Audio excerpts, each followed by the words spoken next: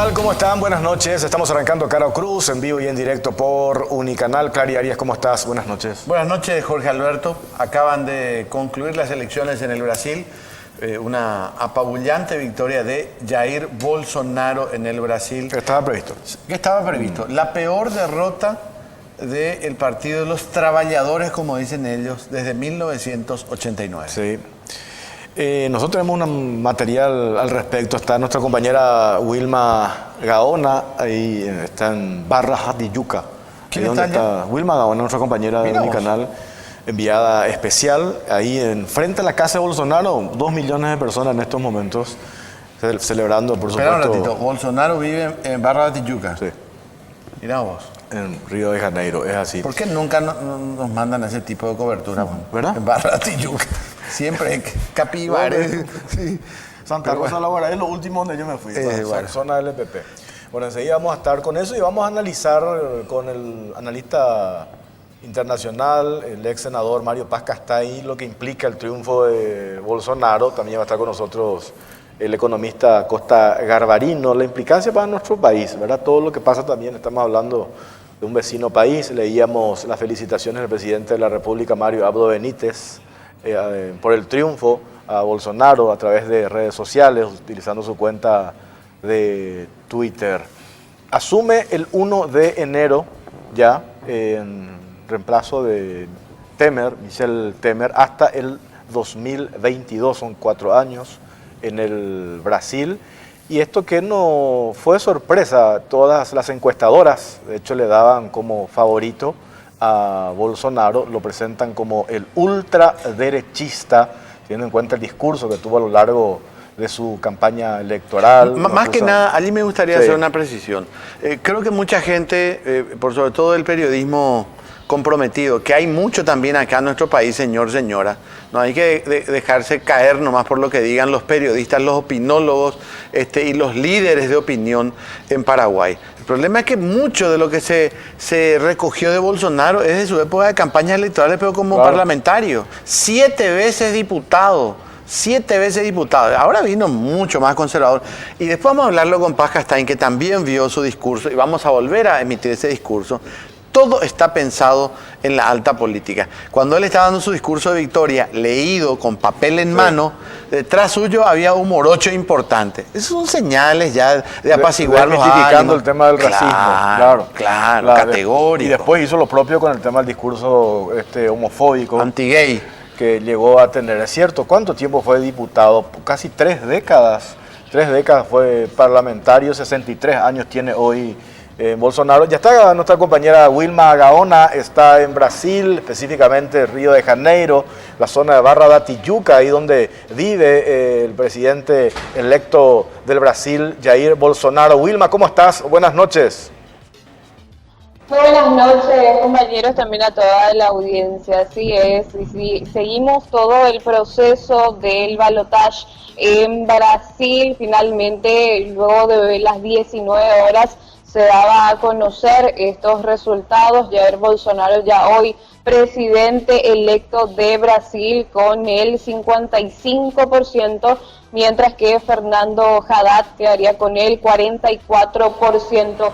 Lo que realizó el presidente electo apenas se dieron a conocer estos resultados es un Facebook Live donde daba su primer discurso. En este sentido, él en este discurso estaba acompañado de su señora y en una mesa en donde normalmente realizaba también estas transmisiones en vivo. Él tenía la Constitución de Brasil y también tenía una Biblia. Eso lo que le acompañaba en ese primer discurso que brindó cuando se daba a conocer los resultados electorales. Nosotros hicimos todo un seguimiento desde el inicio de la jornada. Estamos hablando que a las 8 de la mañana se dio la apertura oficial de este balotaje en Brasil, de todos los locales electorales en los más de 5.000 municipios de Brasil. Con mayor normalidad se desarrolló todo, sí, se dieron algunos inconvenientes en cuanto a lo que tenga que ver con las urnas electrónicas, que finalmente la justicia electoral en sus últimos datos hablaba del cambio de aproximadamente unas 4.000 de las 500.000 en total que fueron distribuidas. Nosotros bien temprano fuimos hasta una villa militar en donde Jair Bolsonaro votó. En ese lugar estamos hablando de una escuela municipal, Rosa da Fonseca, donde finalmente también pudimos obtener un breve saludo que realizaba a Paraguay Jair Bolsonaro. Dentro de todo este proceso, entonces, sin mayores inconvenientes, se desarrolló todo. También la transmisión se dio muy rápido en cuanto a lo que se tenía previsto antes del horario. Ya se confirmaba que Jair Bolsonaro es el presidente electo de Brasil y ya, como ustedes también indicaban, a partir del 1 de enero debe asumir ya en el Palacio do Planalto. Recordemos también que nosotros hicimos todo ese recorrido de dónde debe estar ahora Jair Bolsonaro. Él va a hacer todo el proceso de transición desde el Centro Cultural Banco do Brasil y luego el 1 de enero ya va a asumir oficialmente en el Palacio de Planalto. ¿Alguna sorpresa en el desarrollo? Prácticamente no ninguna, a juzgar por lo que estábamos siguiendo también, lo que sucedía en el vecino país. Vos hacías referencia a que incluso sorprendió también la manera rápida, pronta, en que ya se tuvieron los resultados, y eso por supuesto contribuye también al desarrollo y sin ninguna duda saber quién es el ganador de las elecciones, Wilma. Bueno, hay que decir que se desarrolló con mayor normalidad. Nosotros también lo pudimos vivir, al menos en el recorrido que también pudimos realizar. Si vamos a entrar en lo que tenga que ver con el discurso, los dos discursos que brindó Jair Bolsonaro apenas se daban a conocer estos resultados. El primero, que lo daba a través de las redes sociales, se le agradecía a Dios, decía también que ahora más va a gobernar a todos sin distinción. Dentro de esto también decía que finalmente Brasil clamaba por este cambio que se va a empezar a realizar desde ahora, y él decía también que garantiza que se pueda tener la gobernabilidad. Eso lo realizaba a través del Facebook Live y luego ya en instantes nada más salía en lo que tenga que ver con su vivienda, en el condominio donde él vive aquí en Barra da Tijuca, para poder también dar su discurso un poco más largo, un poco también más estructurado a través del pool de medios. Antes de hablar, él lo primero que realizó fue orar en compañía de su señora. Él decía que eso lo realizó durante toda la campaña y que este momento también era para agradecer. Hablaba de varios puntos. Primero decía que su gobierno va a ser constitucional y va a ser democrático. Decía también que va a buscar que finalmente Brasil pueda ser respetado internacionalmente, y a la par hablaba de buscar relaciones bilaterales. Hablaba también de defender el derecho de todos los brasileños y generar un compromiso para poder gobernar en adelante sin distinción en cuanto a lo que tenga que ver con estamos hablando de los políticos, estamos hablando también de las religiones. Eso es lo que finalmente decía, somos un país grande y ahora somos una nación grande y ya no va a haber diferencias. Esto es parte de lo que indicaba Jair Bolsonaro en su discurso. Claudio, eu queria hacer una consulta. O que ocorreu hoje nas urnas não foi a vitória de um partido, mas a celebração de um país pela liberdade. Nosso governo será formado por pessoas que tenham o mesmo propósito de cada um que me ouve nesse momento. O propósito de transformar o nosso Brasil em uma grande, livre e próspera nação. Podem ter certeza que nós trabalharemos dia e noite para isso. Liberdade é um princípio fundamental.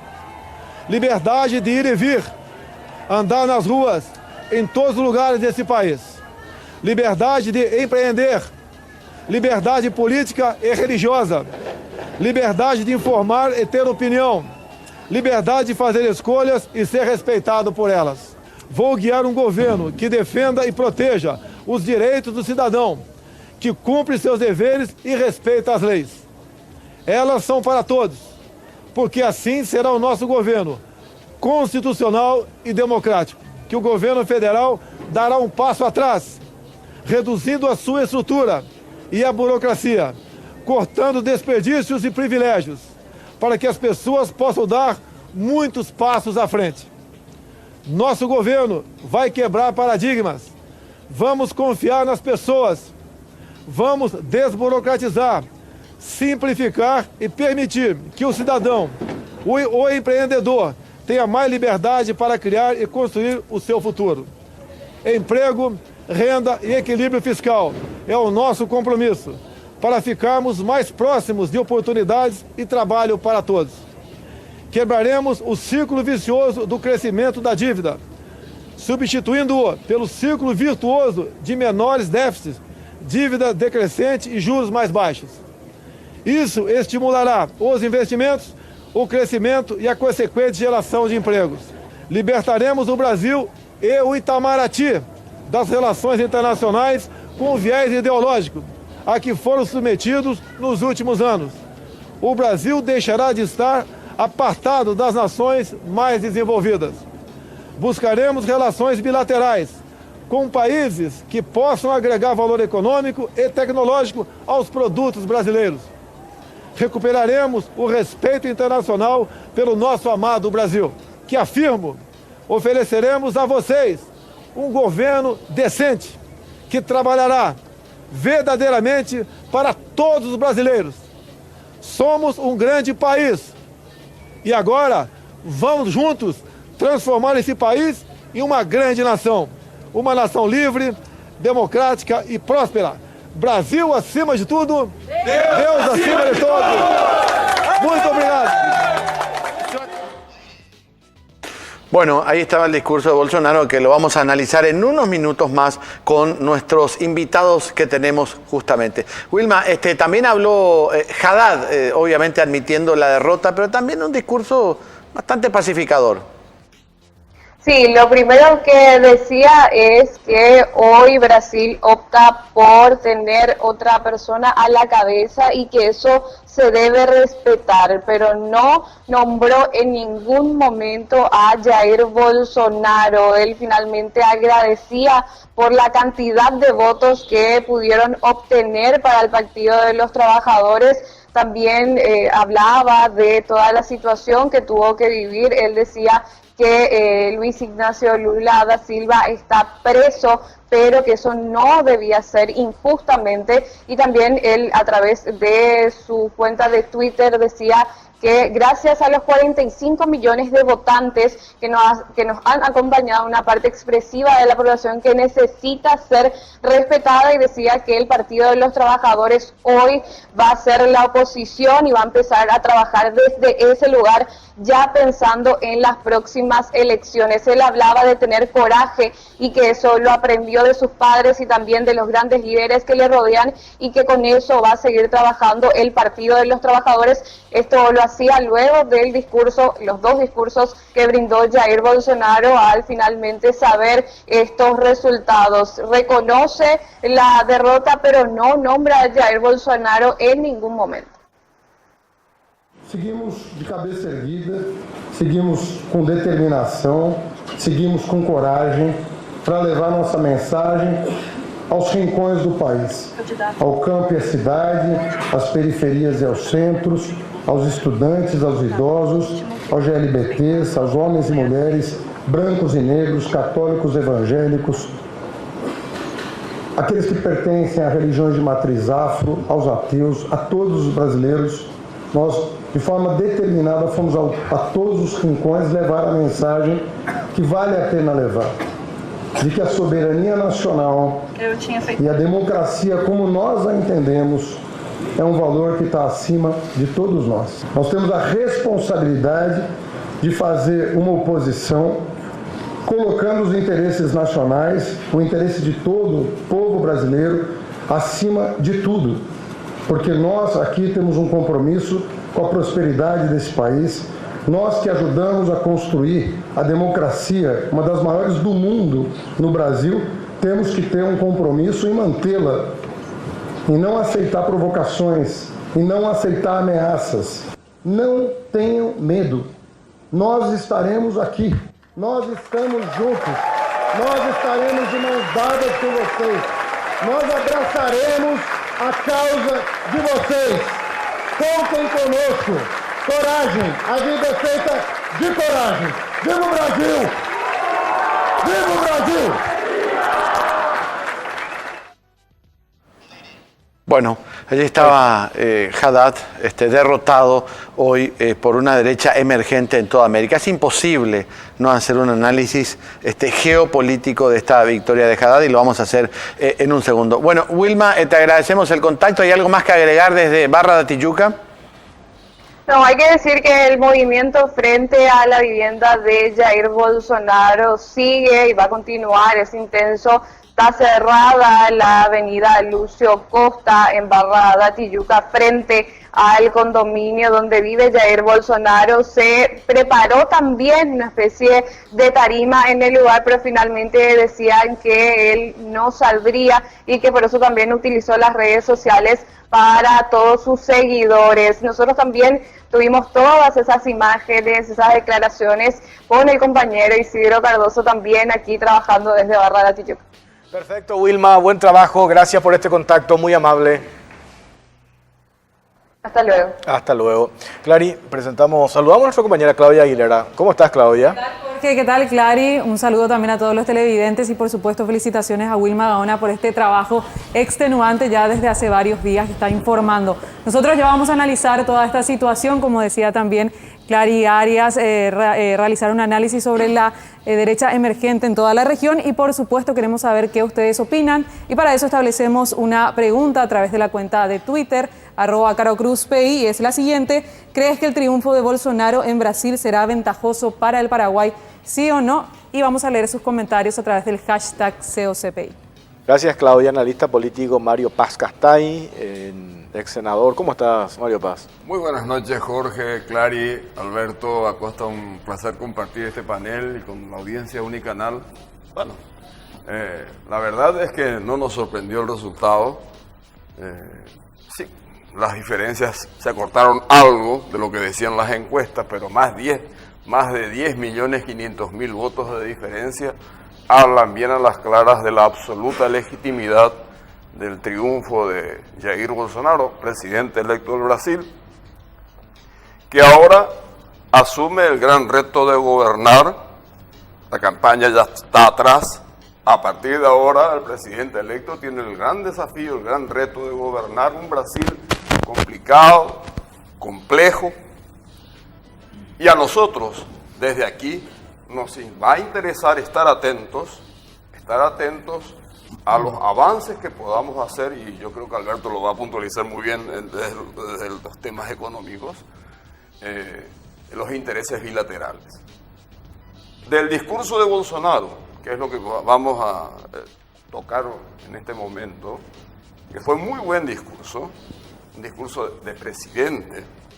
Ya no es el Jair Bolsonaro de ayer, es el Bolsonaro de mañana, que tiene que gobernar este país. Habló, se refirió al Brasil de todos, habló y refirió más Brasil y menos Brasilia. Esto quiere decir menos peso del poder central, de la administración central. Habló claramente de una reducción hasta casi drástica de la burocracia, simplificando trámites. Quiere decir que va a luchar duramente contra el gasto público. En el tema de las relaciones y fundamentalmente en el tema político, que era, vamos a decir, la gran incógnita de muchos, incluido el que está hablando, sobre cuáles serían sus conductas sobre los parámetros republicanos y democráticos. Y fue muy enfática su posición, muy clara: respetar la Constitución, respetar los principios democráticos, respetar las libertades, y enumeró las libertades desde la convivencia, el emprendimiento y fundamentalmente a la libertad de elegir las cosas que uno, la libertad civil, la libertad religiosa, la libertad política. Un poco atenuando todos los fantasmas que estaban, que siempre, por supuesto, en campaña se dicen muchas cosas. Y te pero cuando todo. Uno asume, desde el Planalto, nada más y nada menos, que es el rector de la política regional, ya es otra cosa. Y fundamentalmente en las relaciones internacionales, que es el tema que a nosotros tenemos que mirar con mayor atención, claramente dijo que Brasil tiene que estar relacionado con los países más desarrollados, con los que le aporten niveles tecnológicos y de desarrollo a Brasil más fuertes, vínculos más fuertes. A Itamaraty le dio el protagonismo de recuperar la antigua tradición diplomática de Itamaraty sin los sesgos ideológicos. Aquí fue la crítica al PT de los últimos 12 años, donde evidentemente desde el Planalto, o sea, desde la Casa de Gobierno en Brasilia, se manejaban las relaciones internacionales con el ya fallecido Marco Aurelio García, que fue prácticamente un canciller de facto en la época de Lula y durante el primer periodo del mandato de Dilma Rousseff. Bueno, entonces, hay unos cambios que se vienen. Y hay unos cambios que se vienen y que nosotros tenemos, como lo dije hace unos minutos, estar atentos porque hay temas fundamentales que tenemos con Brasil. No hablemos ya de Itaipú, que es la renegociación nada más y nada menos que del anexo C, pero fundamentalmente hay cuestiones económicas puntuales en las relaciones bilaterales. Y dicho sea de paso, acá un breve paréntesis, no hizo ninguna referencia al Mercosur, ni una referencia a la integración regional. Sí enfatizó las relaciones bilaterales, lo cual ahí sí está acompañando un poco lo que decía en campaña, que él iba a tratar con los países componentes del Mercosur un nuevo rediseño de la relación regional, y en ese sentido va a tratar, porque lo hemos escuchado y creo que Mauricio Macri acompaña en cierto sentido, y nosotros hablamos en algún momento de eso, desde flexibilizar las condiciones de negociación internacional del Mercosur. Hay una decisión 32 del año 2000 del Consejo del Mercado Común que obliga a todos los países a negociar en bloque. Bueno, esa es un poco la intención que probablemente buscará por ahí y quizás con otras medidas que acompañen la posibilidad de encontrar más facilidades para la integración de Brasil y fundamentalmente de los países que tenemos el compromiso de integrar el Mercosur. Volviendo otra vez a las relaciones bilaterales, hay temas puntuales en el orden económico, el comercio fronterizo, hay temas puntuales con las tiendas de lujo y de conveniencia que están ahí al lado, que producen un grave problema y que vamos a tener que resolver. La industria de la maquila, que está dependiendo fuertemente de las condiciones de intercambio con Brasil y que están aportando en nuestro país más de 10.000 o 15.000 puestos de trabajo. Entonces, son cosas que hay que, yo espero que Alberto lo va a desarrollar con más pasión esto, pero son los temas puntuales que nosotros tenemos que abordar, estar atentos, porque acá va a haber una posición, yo creo, más proteccionista de Brasil. Evidentemente va a ser así y más o menos lo está anunciando, pero priorizando, yo creo, las conveniencias regionales también en el sentido de los gobiernos que tienen afinidad, no digo ideológica, pero sí de los relacionamientos que no tienen nada que ver con lo que hoy Jair Bolsonaro derrotó con absoluta claridad. Y acá viene el mensaje fundamental. La democracia en nuestra región y también quizás a un nivel global ha sido secuestrada, capturada y cooptada por las grandes mafias, fundamentalmente por la corrupción galopante que ha obligado, o que ha promovido, mejor dicho, que aparezcan supuestos outsiders, porque Jair Bolsonaro no lo es, ustedes lo están enseñando, tiene 27 años de diputado federal y consecuentemente, pero hizo un discurso antisistema. Y ese discurso antisistema es la ola a la que se están subiendo muchos líderes. Mario, sí. probamos por nuestro café, pero no quiero... Gracias. Se moja un poco tu garganta. Don Alberto Acosta Garbarino, gracias por venir, buenas noches. Buenas noches Clary, Jorge, Claudia, Mario, realmente es un placer estar con ustedes, con Mario compartir este panel. ¿Cuál es la relación de dependencia de Paraguay con el Brasil desde el punto de vista económico, social, político? Bueno, hay una frase que yo repito siempre que lo decía Richard Nixon. Decía, basta mirar el mapa de Sudamérica para uno darse cuenta de la importancia de Brasil, ¿verdad? O sea, es demasiado grande Brasil. El Mercosur representa casi el 85% del Producto Interno Bruto de Mercosur. Paraguay es menos del 1% del Producto Interno Bruto. La importancia de Brasil es superlativa, ¿verdad? Tomando un poco lo que decía Mario, evidentemente la política tiene dos tiempos. Hay un primer tiempo que es ganar elecciones, donde justamente el arte en ese primer tiempo es de no definirse en nada, el arte de la indefinición. El segundo tiempo es gobernar, que es justamente el arte de tomar decisiones y definirse, ¿verdad? Yo creo que Bolsonaro tuvo la habilidad en la primera parte de no definirse, realmente más que un eslogan casi de campaña y un discurso así más de valores, como Dios, patria, familia. Realmente no hubo propuestas concretas hasta el final ahora de la campaña de cómo enfrentar los gravísimos problemas estructurales que tiene Brasil, que van a pasar varios gobiernos, ni Bolsonaro solo, ni enfrentar esos problemas son tan complejos, tan grandes, que yo no escuché en la campaña por lo menos ninguna propuesta de cómo enfrentar. ¿Cuáles son esos problemas? Hablo en lo económico. Brasil es un país que tiene hoy un déficit fiscal gigantesco. El Estado tiene un déficit de 7,5% de su Producto Interno Bruto. Para que los espectadores entiendan, aquí tenemos como tope 1,5% de déficit en Paraguay. La Unión Europea definió que el tope máximo estaría en torno al 3% del Producto Interno Bruto. Brasil tiene 7,5% de déficit y viene de un 10% de déficit. Ese es un déficit gigantesco.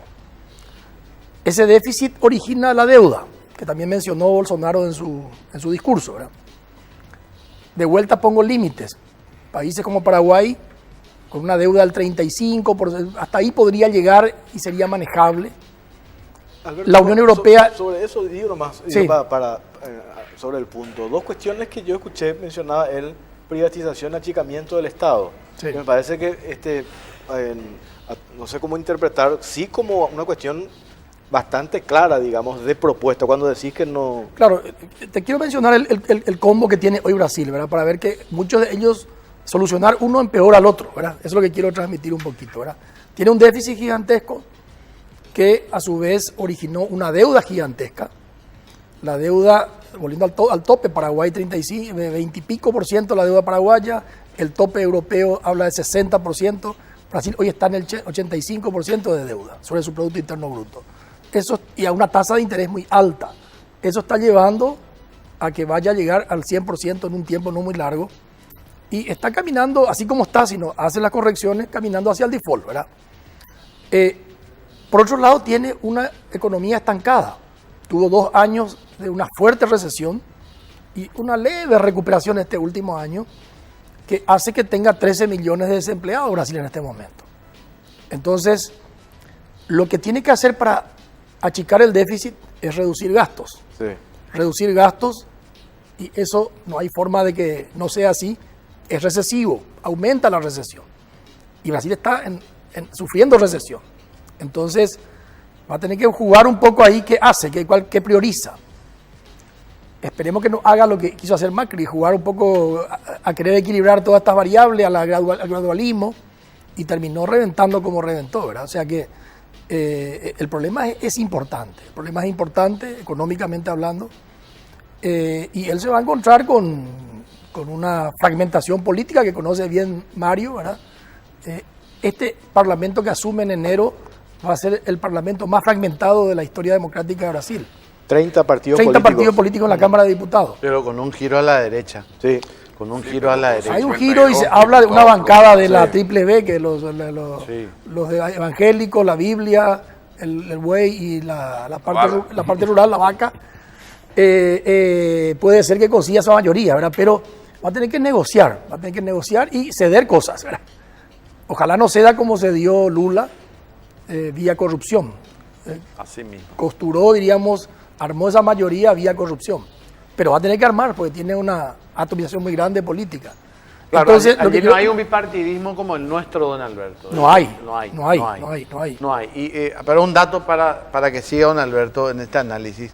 De 27 estados, 14 han ganado los aliados de este señor Bolsonaro. Es decir, el cambio hacia la derecha fue drástico. 14 de 27 gobernaciones. 3 de ellas de su propio partido, PSL, que es un partido minúsculo realmente. Y como decía Mario Paz, 52 diputados metió, ¿verdad? Que no es un número pequeño. Clary, no sé, por ahí con Mario podemos hacer un ping-pong en el tema. Por supuesto, adelante. Yo creo que en esta elección no se votó a Bolsonaro.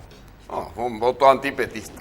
Yo estuve hace poco en Brasil y claramente hubo una ola anti-PT, ¿verdad? Una repulsa a esa gestión del PT, a la corrupción del PT, a todo lo que pasó en este tiempo. Entonces, el voto fue anti-PT, no sé si fue un giro a la derecha. Como también en el caso de Macri, creo que fue un voto anti-Cristina, ¿verdad? Claro, anti-kirchnerismo. fueron las dos situaciones. Y ambos ganan la presidencia, pero con poco sustento parlamentario. A ver, voy a corregirme entonces, Sí. y vamos a tener que ir para arriba. Creo que entonces podría ser un voto antisistema, así como señor. Claro, esa es la Trump en palabra. Estados Unidos, Macri en Argentina, el Las propio democracias Cartes aquí debilitadas, en el gobierno anterior. ante las sociedades, producen estos efectos. Producen. Trump De tanto en tanto. Estados Unidos, Así Chávez De tanto en en su momento tanto. en Venezuela. Sí, a la pucha. La bueno, democracia y cristiana Bolsonaro, corrupta de Venezuela. Y apareció Chávez. Y claro, Chávez, la así mismo. corrupción galopante terminó con los partidos políticos y aparecieron los mesías de turno ahí. Ahora, Yo creo que Bolsonaro en ese sentido tiene unas diferencias, a pesar de sus vínculos pro-militares que son ostensibles, pero este discurso de hoy me dio algunas expectativas más positivas sobre el camino que él tiene que trazar, porque evidentemente tener 52 diputados de 513, tenés que saber dialogar mucho, tenés que saber concertar y articular posiciones para poder gobernar. Y 26 senadores de cerca de 80 senadores. por ahí. Entonces, hay una dificultad política al tener que gobernar con el Congreso, y él prometió hoy, solemnemente en su primer discurso, respetar la Constitución, las libertades, la democracia, la república, y eso es justamente lo que hoy tiene que hacer a partir de ahora. Por eso que él habla fundamentalmente al Brasil de todos, porque tiene que gobernar realmente articular con la gran Pero mayoría. lo que a nosotros realmente nos interesa, Alberto, Sí. cuando Mario Paz pone énfasis en ese discurso de las relaciones bilaterales, ¿cómo estamos nosotros posicionados, verdad? Siempre las decisiones económicas asumidas por Brasil, nosotros inmediatamente repercute internamente. En ese sentido, cuando, no sé si un ninguneo, porque todavía es el inicio de un discurso ahora de triunfo, ¿verdad? El tema Mercosur, pero otras cuestiones que a nosotros nos debe... Te digo, mira, yo conozco bastante bien a la clase empresarial, sobre todo paulista, ¿verdad? Esa clase vive mirando lo que mencionó hoy Bolsonaro, vive a Estados Unidos. Yo suelo mencionar, uno va al Brasil y lee los diarios brasileros y encontrás páginas enteras dedicadas a la política interna norteamericana.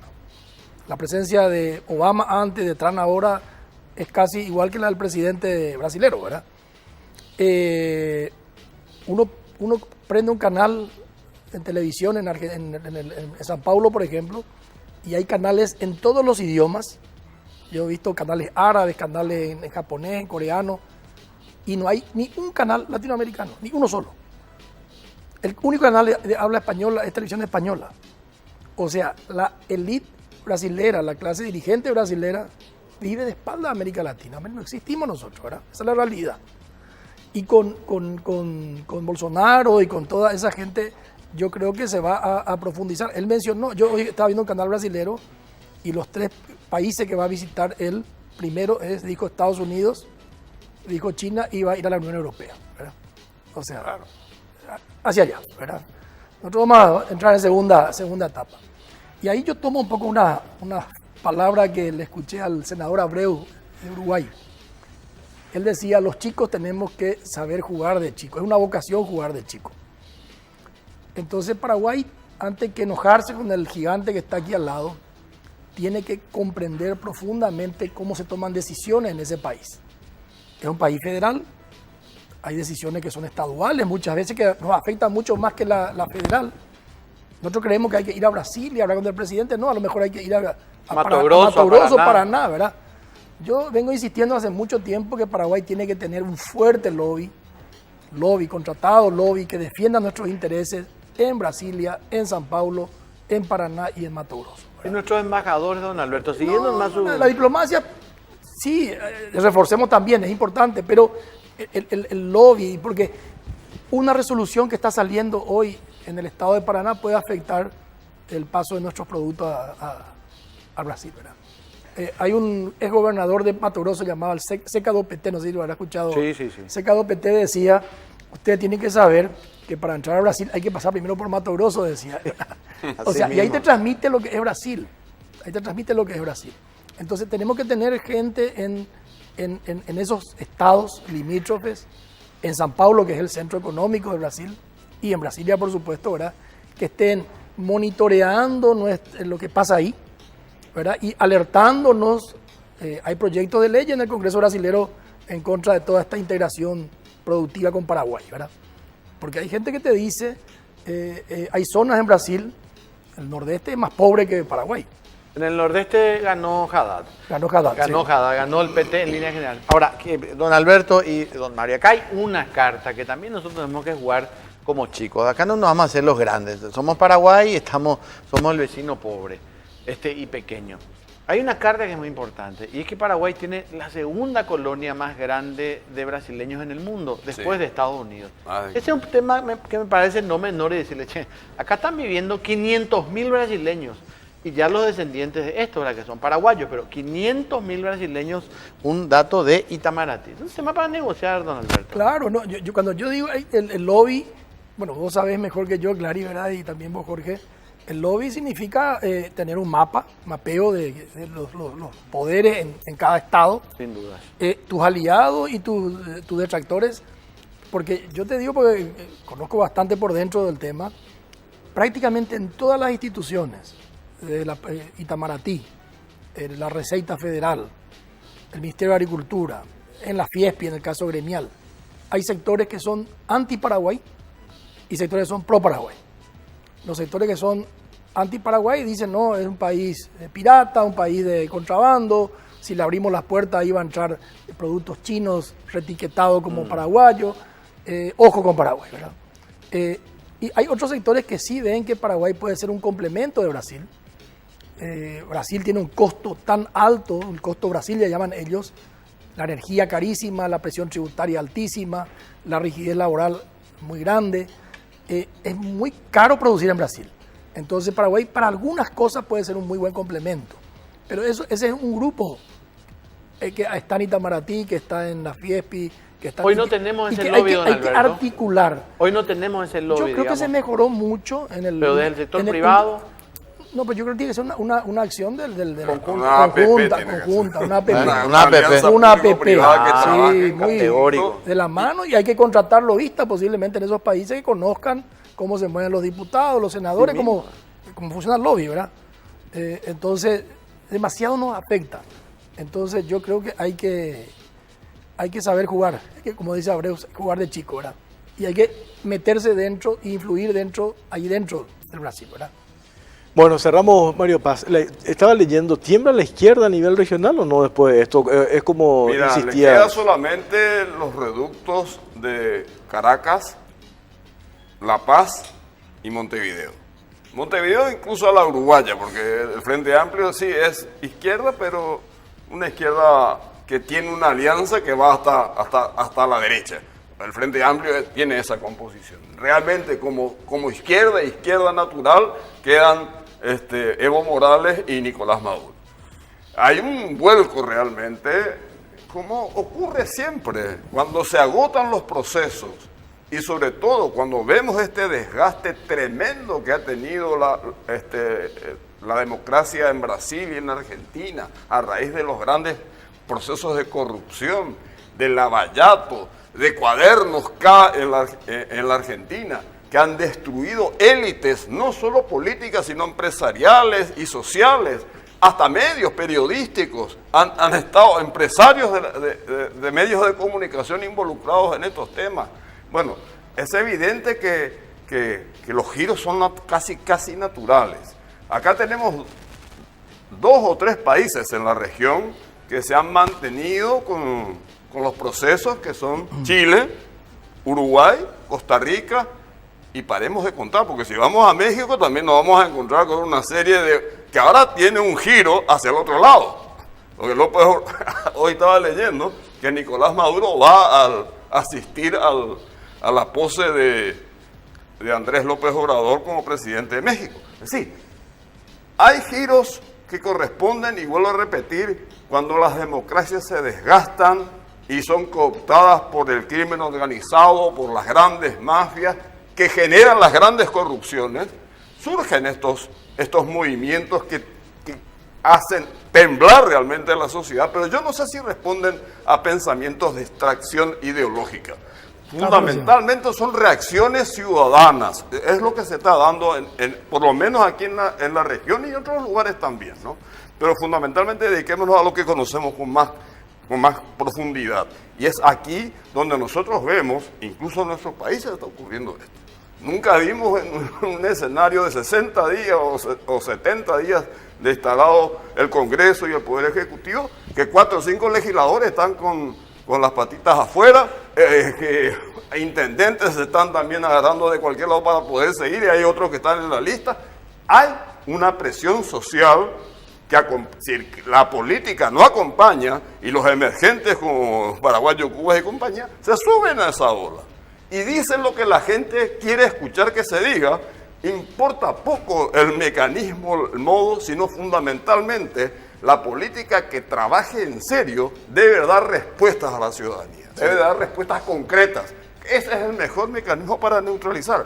Si nosotros seguimos con contenidos vacíos, con respuestas vacuas, con respuestas que se suben a la retórica y no aterrizan en las necesidades de la sociedad, bueno, los emergentes se van a convertir luego en presidentes. Sí.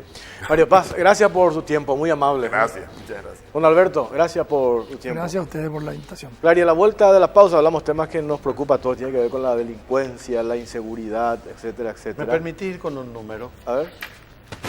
En 1988 este señor Bolsonaro fue electo concejal en Río de Janeiro con 11.000 votos. Hoy, ¿sabe cuántos votos hizo? 57 millones de votos. De 11.000 a 57 millones de votos en 25 años. Es así. Bueno. Pausa, ya venimos.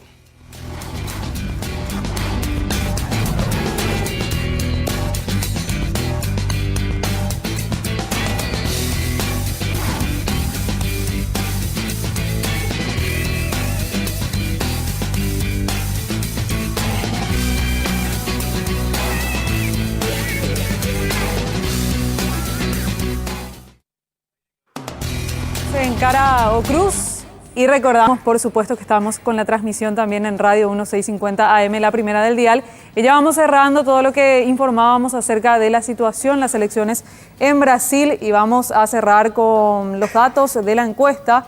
¿Crees que el triunfo de Bolsonaro en Brasil será ventajoso para el Paraguay?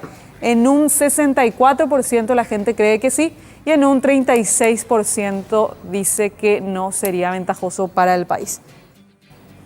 Con estos datos sí ya vamos al segundo tema de la noche. Vamos a hablar de estos eventos que impactaron a la ciudadanía paraguaya. Primeramente el hallazgo de este coche bomba en la zona de Presidente Franco, y también las informaciones, los datos con respecto a un supuesto megaplan para liberar a uno de los líderes de Comando Vermelho. Hablamos de Marcelo Piñeiro Veiga, alias Marcelo Piloto. Y por otra parte también este asalto en la zona de Fernando de la Mora, donde finalmente, a través de las imágenes de un circuito cerrado, se ve a varios policías en verdad, ya en un confuso episodio hasta el momento, pero se ve a un policía, Julio Cabañas, ultimando aparentemente a su compañero Aristides Peralta. Pero para más detalles les preparamos este informe.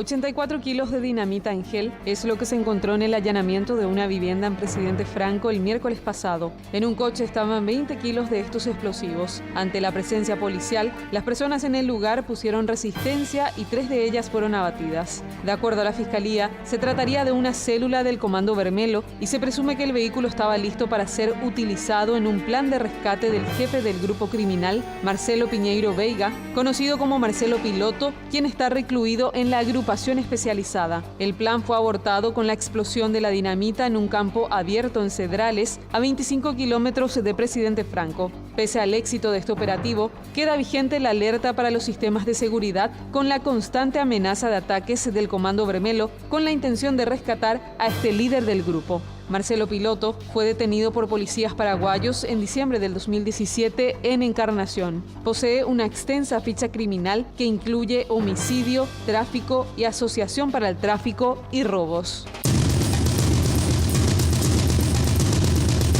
El jueves, en otro punto del país, exactamente Fernando de la Mora, departamento de Central, se dio un confuso episodio entre policías cuando delincuentes asaltaban un banco, hecho en el que falleció el subcomisario Aristides Peralta. Primeramente, se creyó en una balacera entre delincuentes y policías, pero un video del circuito cerrado del local reveló otra historia. Aristides Peralta aparentemente fue ultimado por su camarada Julio Cabañas. El Ministerio Público imputó a Cabañas por homicidio doloso y debe determinar la legalidad del procedimiento, además si el disparo mortal del agente contra la humanidad del subcomisario fue accidental o intencional.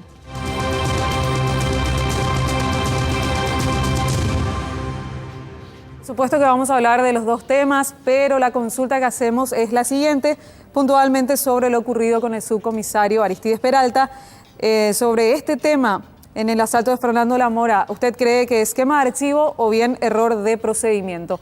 La encuesta está en @CaroCruzPI y los comentarios a través del hashtag COCPI. Gracias, Claudia Aguilera. En un segundo vamos a ir al tema. Antes quiero hacer una interrupción, Jorge. Sí. En las últimas horas en el mundillo periodístico corre el rumor de que Juan Ernesto Villamayor dejaría de ser ministro del Interior y se habla como reemplazante a Arnaldo Yucio. ¿Qué sabes de eso? Es una versión que corre por el hecho de que, según dicen, que Juan Ernesto tiene un problema de salud, que tiene que someterse a una cirugía muy delicada, pero que aguantaría hasta fin de año, hasta diciembre, fines de diciembre. Le pidieron que aguante. ¿Quién te dijo eso? ¿Se puede saber? ¿Es alguien del gobierno? No, es lo que se maneja entre los periodistas, entre políticos cercanos incluso al presidente de la República. Y se mencionó el nombre de Yucio como su Yucio es la estrella en estos momentos. El único que está sacando resultados muy visibles. Es así. Bueno, están aquí con nosotros el comisario Castro Guillén. Buenas noches, comisario, ¿cómo está? Buenas noches, Clary. Buenas noches, Jorge. Claudia. Por supuesto, los respetamos por su rango. Todos son SR, situación de retiro, ¿verdad? Comisario Antonio Gamarra, buenas noches. Buenas noches, Clary, Jorge, Claudia. Buenas noches, comisario Roberto González Cuquejo. Buenas noches a todos, un placer estar con ustedes. Bueno, voy a arrancar con Guillén, no sé si el más viejo. El más antiguo. Perdón, disculpe, el más antiguo. A partir de ahora voy a usar ese término, no soy más viejo, el más antiguo. Más antiguo. Comisario Guillén, ¿viste las imágenes? Sí. Nosotros somos civiles, ¿verdad? Pero ustedes tienen más experiencia en esto. ¿Un policía matando a un policía o fue un error? Sí. Primero vamos a partir de la base. Vamos a respetar la presunción de inocencia. Ok. Como sociedad y ustedes como medio de comunicación que transmiten, forman opinión, creo que somos demasiado lapidarios ya a condenar definitivamente. Y así pues la sociedad ahora, comisario. No, lógico. De la imagen, todos ya son expertos. Pero ahora vivimos en un estado de derecho. Sin duda. Sí, le estaba diciendo yo a mi familia que todos nos volvemos expertos cuando ocurre un evento. Hace 2 meses y poco más cae el avión que transportaba al señor Neytin. Sí. Todos nos convertimos en pilotos. Todos nos convertimos en personal de torre de control. Y en esta es la misma cosa. Coste que creo que tenemos cierta autoridad para hablar sobre este tema. Pero nosotros optamos por reservar nuestra opinión, no ser tan lapidario y presumir de que esto fue una imprudencia, un error, ¿verdad? porque es muy temerario afirmar de que haya un ajuste de cuenta en un lugar público a la luz del día y en presencia de más de 20 personas. Dificilísimo de pensar. Y estábamos tocando temas como cuántos errores ocurrieron en procedimientos. Estábamos recordando acá con el colega, ya por el año 96, en plena campaña de Barcini y Burr para las municipales. Yo era comisario de la comisaría sexta, soy Mariscal López, y un personal mío en la misma manera, al descender de la patrullera para dispersar una turba, enfrentamiento entre colorados y liberales, quita el arma y se le dispara. No estaba acostumbrado a utilizar pistola. Normalmente utilizaba revólver. Esa semana compró para su pistola. No se dio cuenta, por lo visto, de que estaba cerrojada. Se le dispara y le mata a este muchacho Vitar, Navarro Vitar. ¿Ustedes recordarán eso? Sí, de noche, tema pegatina. Sí, afiche, pegatina, afiche, una madrugada. Y el comisario González Cuquejo estuvo también en ese procedimiento y sabe bien, ¿verdad? Y después está el caso, ¿te acordás de Yoyito en Concepción? En una caminata también, sí, creo que a un seguridad de Yoyito. En el mercado de Concepción, sí. Y está el tema, a pesar de que no es personal formado, pero esta señora que accidentalmente y por confusión le mata a su hija ya en el kilómetro 20 de Ruta 1. ¿Recuerdan? Sí, que escuchó un ruido, se levantó, agarró el arma y era la hija que venía del baño. Y le mata. O sea, puede ocurrir. Repito, es un poco temerario aseverar de que es ajuste de cuenta. Yo sé que las redes sociales se prestan para esto. Vamos a tener aquí un rato el resultado y van a ver que la mayoría, es que el morbo de la gente también, ¿verdad?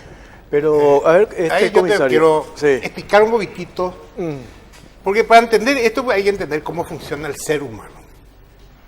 El ser humano tiene una característica fundamental que sobre todas las cosas tiene un mecanismo natural de defensa de la vida. Cuando uno tiene la muerte enfrente, y vamos allá al procedimiento en sí. Cuando uno tiene la muerte enfrente, el comportamiento humano tiene un giro y un cambio, pero de una manera extraordinaria, donde pierde la razón a veces y comienza a operar la intuición. Ese mecanismo de defensa que tu misma naturaleza te faculta o te provee de un mecanismo para defender tu vida. Cuando vos de repente ves un camión que te viene encima y que ves la muerte ahí, vos no vas a poder razonar para actuar de una manera lógica ni práctica, sino que la misma intuición te hace actuar de esta manera. El que no estuvo cerca de esa situación, le va a ser muy difícil de entender de que una persona, por ejemplo, con un estado físico totalmente inadecuado, pero de un salto puede saltar una muralla de 3 metros. ¿Cómo eso ocurre? Y eso... La adrenalina. Pero comisario, independientemente bueno, de eso, vamos al caso. Pero antes del caso me quiero ponerte esto que dice el comisario Guillem, la presunción de inocencia, el comportamiento del ser humano ante situaciones límite que usted describe. Pero acá hay hechos objetivos. ¿Y cuáles son esos hechos objetivos? Por un lado, esa camioneta que estaba detrás estaban de civil, una patrulla, aparentemente un equipo, una brigada clandestina. Nadie sabía, solamente el comisario Cardoso, de la existencia de ese equipo de brigada. Sí. Dos equipos que al mismo tiempo llegaron, ese que estaba detrás, después el GEO, que no hubo comunicación. Entonces son hechos objetivos. No es cierto que no hubo comunicación. Eso es lo que dijo el propio ministro del Interior cuando recoge... Pero si lo vamos a explicar a todos los procedimientos por minuto, ocurre al ministro, el ministro no va a poder trabajar. El único responsable de esa zona, del departamento central, es el director de la zona. Él es el responsable policial de esa zona. Que en este caso era Cardoso. Cardoso. Bueno. Y te voy a explicar un poco cómo funciona este mecanismo. De repente vos recibís una información. Y te dice la información, nunca es una información concreta, que va a venir un grupo fulano de tal, va a sacar tal banco. La información te dice, hay un chisme que se va a asaltar tal banco. Y puede ser fulano. Esa es la información que vos tenés. Sobre esa información vos tenés que generar todo un trabajo, un plan. De repente vos no tenés tiempo, vos ponerle que haya recibido a las 8 de la mañana, vos no tenés un equipo. Entonces el director, porque el policía, pues está a disposición para trabajar cuando es llamado o porque las circunstancias lo llaman. Si yo estoy de civil, fuera de servicio, delante de mí ocurre un hecho punible, yo tengo la obligación legal de actuar. No porque estoy libre no voy a hacer. La ley a mí no me exime de responsabilidad cuando yo estoy en servicio o libre. Tengo la obligación como autoridad de intervenir inmediatamente, sea lo que sea. La gente dice, este es un oficial que no estaba, que era su día libre. Sí, eso dijo él era un oficial de planta que no tenía en ese momento una función específica porque hacía 2 o 3 días que lo cambiaron de su comisaría y entonces va a disposición de esa jefatura para el trabajo que haya que hacer y el director o el director en ese caso lo decide. Hacía unos días se fue a Pedro Juan Caballero a acompañar la delegación de Olimpia. Entonces, ¿por qué él se fue a acompañar si él, qué sé yo? Entonces, cuando vos estás a disposición del superior, el superior te ordena y vos tenés que cumplir ese trabajo si está dentro de ese trabajo corresponde a la actividad policial. Estás obligado. No es que vos podés decir, no, no me gusta porque yo estoy... No, está obligado por ley. Claro. Él puede ir de baja si se niega a cumplir una orden. Pero hay un orden jerárquico también, que no se puede cortar. El director es el... Pero se corta ahí en el director de la zona. Él es responsable de todo lo que ocurre. Él tiene que organizar su policía. Un ratito, comisario. Comisario Gamarra, ¿qué sabe de este caso? Bueno, si vamos al punto específico del disparo, yo tengo mi opinión. Yo según lo que yo veo, fue un disparo accidental. Y hay que ver todo en general, empezando desde la información.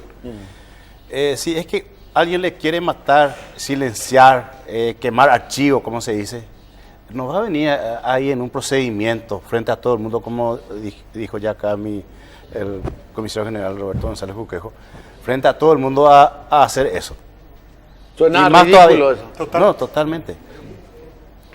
Ellos tuvieron la información, el operativo en sí salió perfecto. Los 5 autores fueron detenidos. Hay comentarios o gente que reclama por qué no se le detuvo antes. En realidad, la función principal del oficial de policía es la prevención. Pero en este caso sí hay que tener la información, toda la información para sacar una conclusión.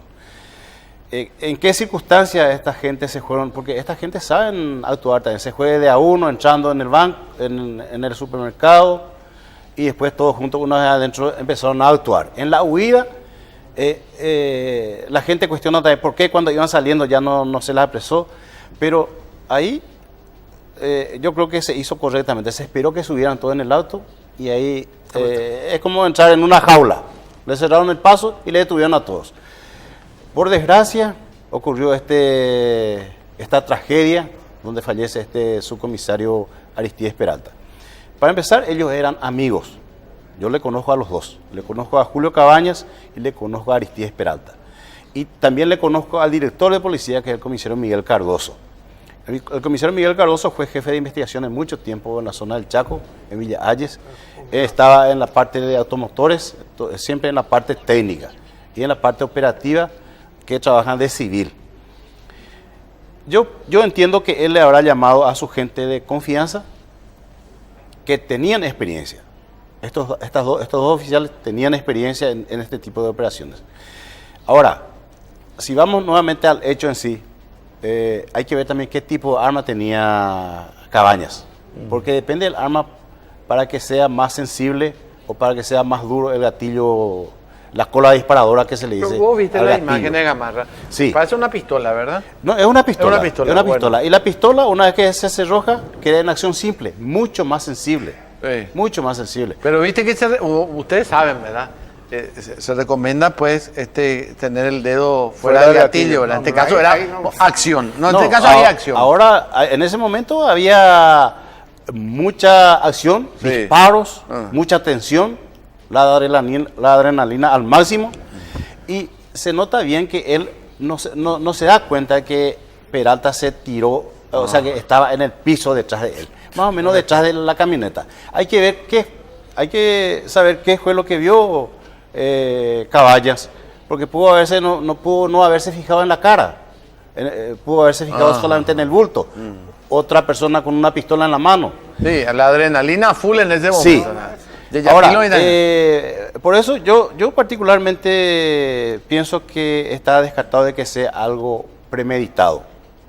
Si realmente quería acabar con la vida de su compañero, yo creo que hay cientos de otras formas o de otras maneras de hacer eso. Es lo que digo en cuanto al procedimiento, al error de procedimiento nomás, comisario. ¿Por qué hay error de procedimiento? Porque no hay una comunicación entre el grupo que estaba detrás y el que estaba enfrente. Pero ahí no pero hubo en un momento incluso nadie salió herido. En un momento parece que entre ellos se estaban disparando. No. Nadie salió herido. Sí, ahora, eso es lo que transmite la imagen. Eso es lo que estamos viendo. Pero nadie salió herido. Ahí la gente un primer disparo en la zona lumbar tuvo Peralta. Sí, pero no fue fuego amigo. No sabemos eso. No, ¿sabes qué es lo que pasa? En la filmación no tenemos todo el campo de operación. Nosotros no vemos la camioneta que le cierra por delante al vehículo el paso. No tenemos esa realidad. Y lo que uno puede por ahí, diríamos, no estar de acuerdo es de que hayan corrido por este sector, hubiesen corrido por el otro, pero esas son ya circunstancias de que no podés estar pensando. Eso es lo que le digo.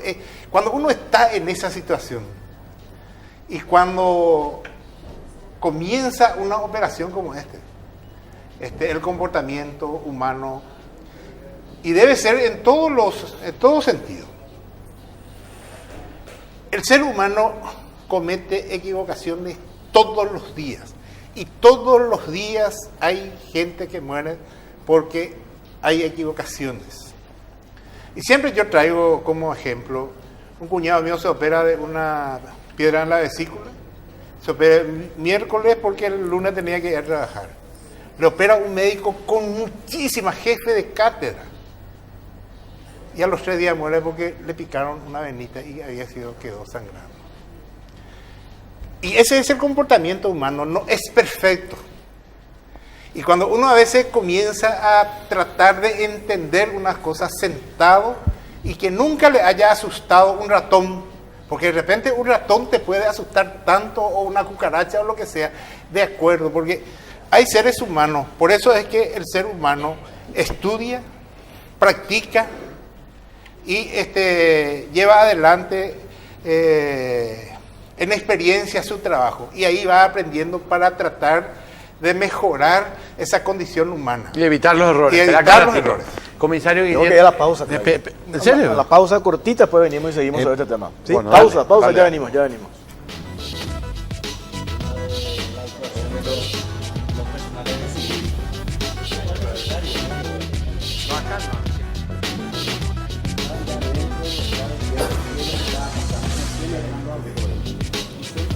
Las redes sociales se dividen entre la gente que aparece ultra maquillada, posando de más y llena de filtros, y la gente que se muestra espléndida siendo ella misma. Pool, la única gaseosa con jugo natural de fruta, está del lado de los que no necesitan retocar con Photoshop lo que van a subir a Instagram, ni de los que cambian su tono de voz para impresionar, porque siendo nosotros mismos es más natural. Pool, menos filtro, es más natural.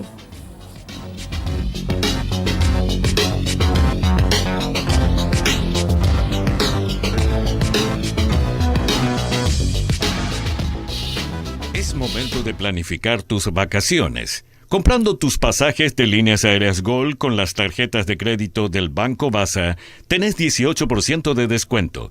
Y además, podés hacerlo hasta en 12 cuotas. Si todavía no tenés tu tarjeta de crédito o para conocer las bases y condiciones, ingresa a www.bancobasa.com.py o llama al 618-7070. Banco Basa. Cuando quieras, estamos.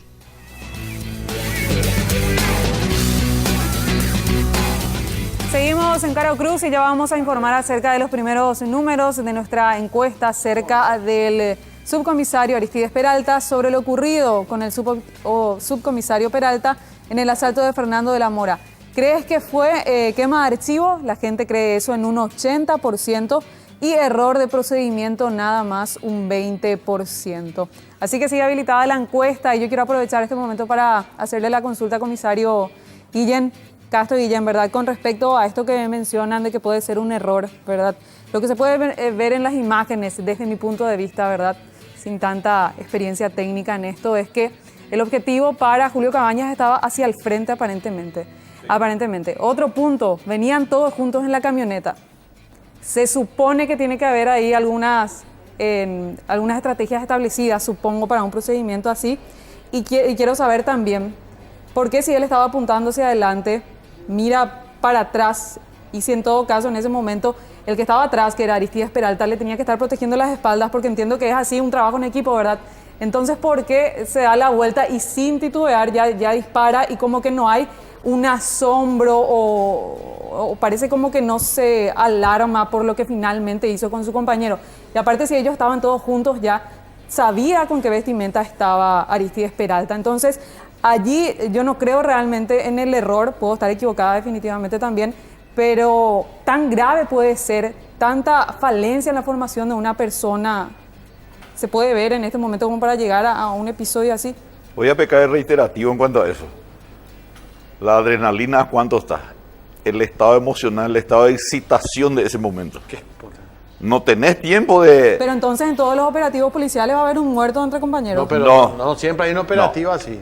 Y no siempre los operativos son de civil, siempre son uniformados. Y uno sabe que el que está uniformado obviamente es un colega suyo.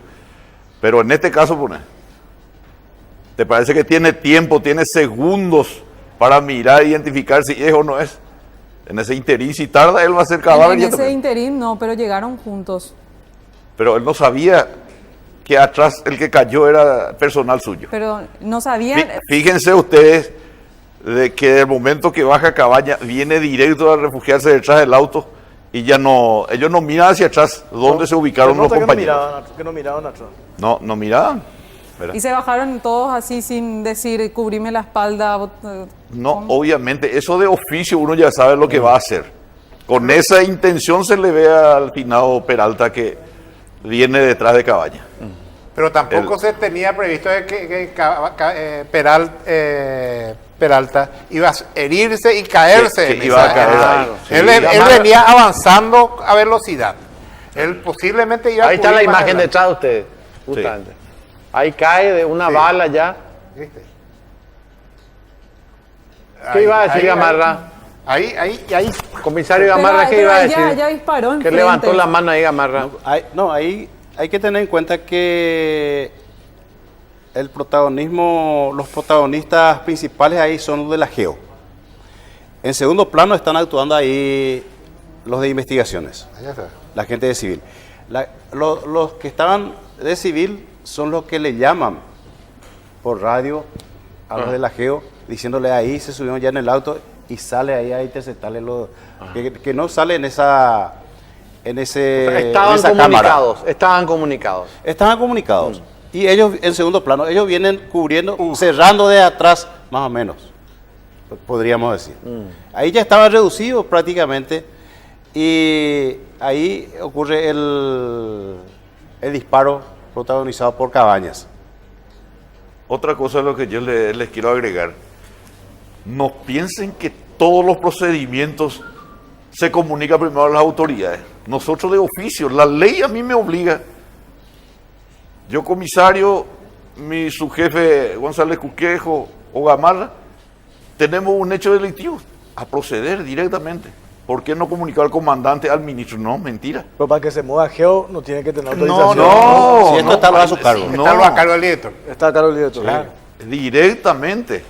Y hay procedimientos en donde el mismo director ni va a saber, sino que uno de oficio se encontró un hecho punible y procede. ¿Qué pasa si...? Acá el error creo que fue la falta de comunicación a la ciudadanía. Y después, posterior. Y después lo que se ve queriendo borrar evidencia. Totalmente. Eso, y la gente no es estúpida, ¿verdad? Está viendo las imágenes y los intervinientes queriendo ocultar lo que realmente Porque ocurrió. si no teníamos esta cámara hasta las 3 de la mañana, se fue la fiscal al velorio de Peralta y le pide el permiso a la mujer para retirar el cadáver para hacer la autopsia. Sí. Porque todos nos quedamos con la historia de que fue abatido por los asaltantes, ¿verdad? Y nadie habló acerca de eso. Hay una premisa importante en la vida, en general. La verdad te hará libre. Os hará libre. La verdad no tiene manera de refutar. No importa lo doloroso que sea, la verdad es lo que te va a dar una solución. Y yo creo que es una lástima, realmente es una lástima, porque veníamos nosotros a un proceso de salvar al país de un acontecimiento pero sumamente importante, una catástrofe, gracias a la acción de la policía. Y en este tema se generalizó de la incompetencia, se generó una duda tan grande sobre la institución, sobre este tema, y se olvidó de la gran acción que llevó adelante la Policía Nacional. No nos imaginamos nosotros el efecto colateral que iba a generar si se llegaba a concretar ese hecho. Que no sabemos todavía hasta ahora si era para liberar a pilotos o no. Yo creo, experiencia, es decir, opinión personal. Yo creo que acá iba a haber un acto de terror de gran magnitud. ¿En Asunción? En Asunción, y iba a haber un atentado. En Asunción, ¿y por qué prepararon un coche bomba a 400 kilómetros acá del objetivo?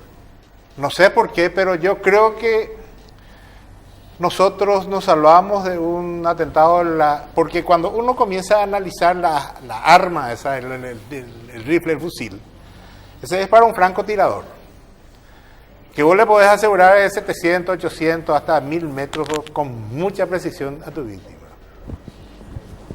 Yo creo que iba a haber un atentado, iba a haber un acto terror, como hacen normalmente. De hecho, la onda expansiva veíamos del coche bomba, 250 metros a la redonda. No, eso iba a romper todos los vidrios, las cosas, claro, en 2, 3 manzanas. Gamarra, ¿sobre eso quería decir algo? Sí, bueno, ese trabajo recibió la información y efectivizaron el procedimiento la gente de Interpol. El jefe regional de Interpol en Alto Paraná recibió la información, comunicó a los superiores, y ahí sí hubo un intento de que se le dé a otro grupo que haga el operativo. Y ahí hay una cuestión que hay que ser realista. Cada uno es celoso de su información y de su trabajo. Si yo tengo la información, tengo el 95% del trabajo hecho. Pero si yo tengo la información y sé todos los detalles y le doy al equipo del comisario general González Cuquejo que haga el procedimiento, nadie se va a acordar de mí. Él va a ser el exitoso, quien se luzca, el que se luce con ese procedimiento. Y yo creo que más o menos parecido a eso ocurrió con lo que ocurrió en Central. Y eso ocurrió, se plantó el oficial y le dieron a él el operativo, y llevó gente de la FOPE, que es lo mismo que la GEO, y se hizo un operativo exitoso. Bueno. Ahí hubo otro tema. Sí. También esa noche estaban la mayoría de los integrantes de la banda, y se esperó hasta el día siguiente para que no haya una masacre justamente también. Y ahí quedaron 3 abatidos. En vez de tener a todo el grupo, a lo mejor más gente, pero se creó prudentemente, esperar hasta que se asegure el lugar. Bueno, comisario, muchas gracias por su tiempo, muy amable. No, por favor, las órdenes, Jorge. Muchas gracias. Nosotros vamos a la pausa, Clary, y a la vuelta hablamos temas políticos. 3 senadores están con nosotros, el caso Patio Cuba, el incidente último en el Congreso, Cámara de Senadores. Ya venimos.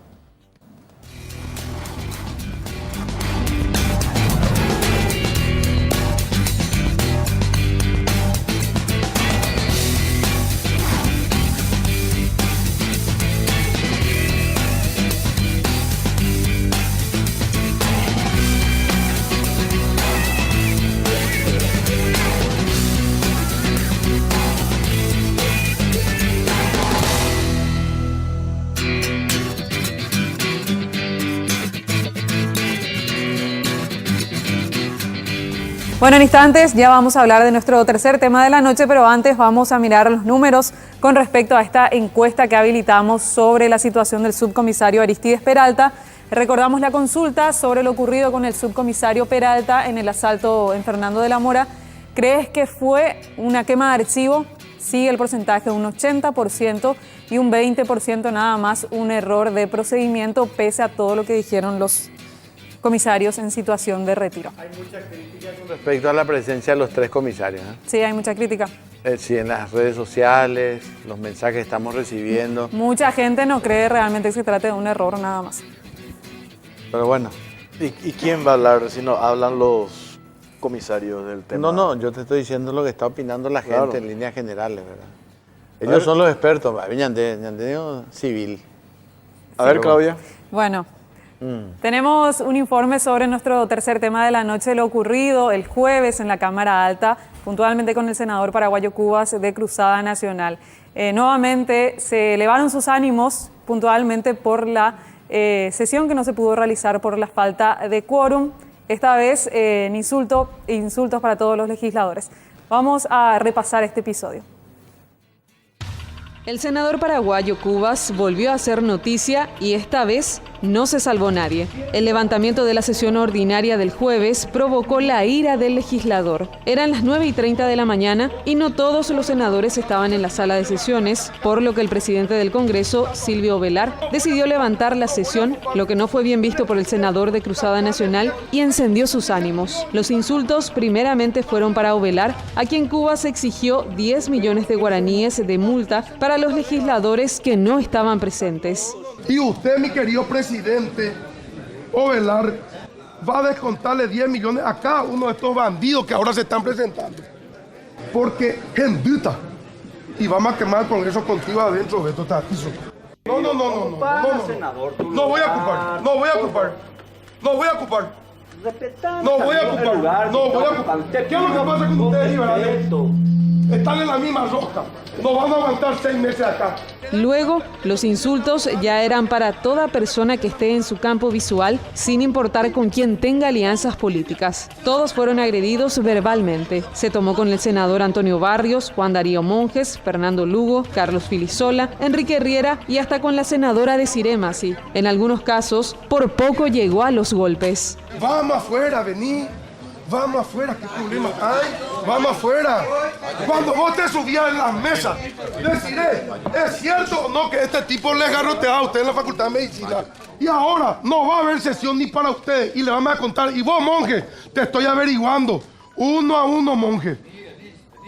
1 a 1. Déjame allí. Monje, te vas a ir preso por robar. Y vení acá. Y déjame que me vaya.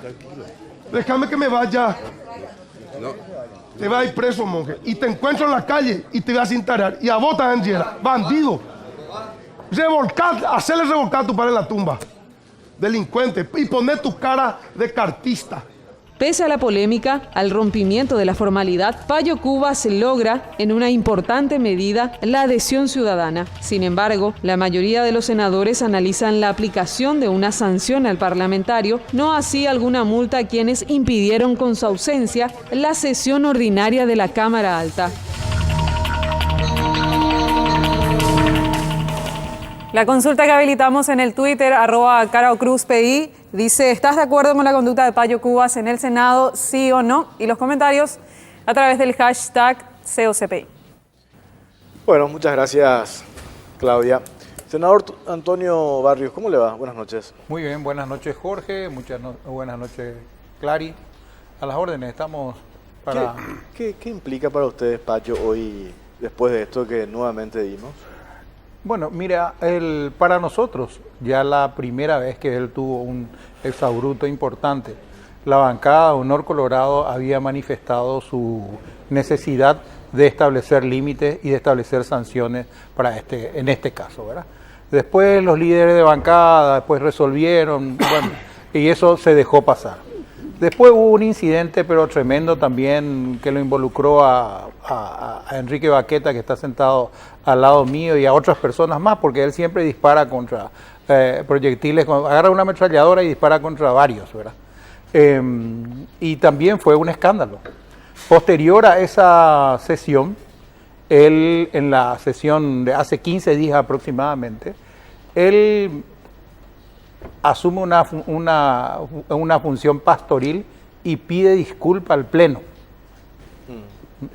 Y pide disculpa al Pleno y nos sorprende gratamente, ¿verdad?, que se haya dado cuenta que ha insultado a una institución, al Parlamento, no solamente a la persona. Pero él mismo pide que le sancione. Y ahí en esa disculpa dice, si alguna vez vuelvo a tener algún exabrupto, una mala palabra, pido que me suspendan por un mes. Eso dijo hace 15 días aproximadamente, o un poquito más, ¿verdad?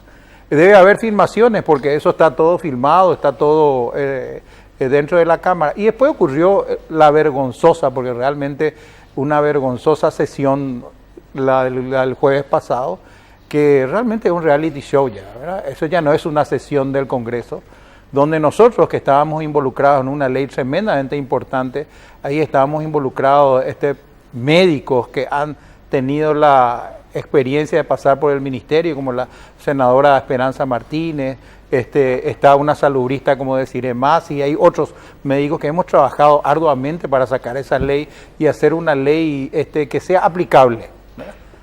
Y nuestro temor era que no haya sesión y que ese trabajo quede otra vez para una semana más habiendo tanta necesidad. Entonces nosotros nos opusimos de entrada. Cuando dijo la sesión se levanta, estábamos nosotros ahí. Yo estaba dando declaraciones por el tema del proyecto de ley de impuesto al alcohol, ¿verdad? Y había una considerable cantidad de gente alrededor mío, ¿verdad? Senadores también.